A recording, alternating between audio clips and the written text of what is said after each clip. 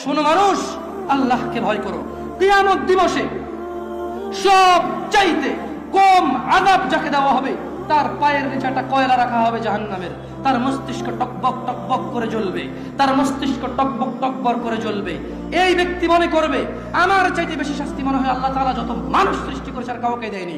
অথচ আল্লাহ সুবহানাহু ওয়া তাআলা, রাসূল সাল্লাল্লাহু আলাইহি সাল্লাম বলেছেন এর চাইতে নিম্নমানের শাস্তি আর কাউকে দেওয়া হবে না, যার পায়ের নিচে শুধু একটা কয়লা রাখা হবে, তার মস্তিষ্ক টকবক টকবক করে জ্বলবে। আল্লাহ সুবহানাহু ওয়া তাআলা বলেন ইউবাসসিরুনহুম, ও মুহাম্মদ সাল্লাল্লাহু আলাইহি সাল্লাম আপনি দেখবেন অপরাধীরা যারা ঘুষ নিয়ে ব্যস্ত, সুদ নিয়ে ব্যস্ত, জিনা নিয়ে ব্যস্ত, মদ নিয়ে ব্যস্ত, জুয়া নিয়ে ব্যস্ত, মিথ্যা নিয়ে ব্যস্ত, আযানকে পরোয়া করে না, সালাতকে পরোয়া করে না, বেনামাজি হওয়াকে কুফরি মনে করে না। ইউবাসসিরুনহুম, আপনি দেখবেন ইয়াওয়াদুল মুজরিম, এই অপরাধীগুলো লাউ ইফতাদি মিন আযাবি ইয়াউমিযিন বিবানি, তারা আল্লাহকে বলবে ইয়া আল্লাহ, ইয়া আল্লাহ এই ছেলেকে নিয়ে নেন, ইয়া আল্লাহ এই ছেলেকে জাহান্নামে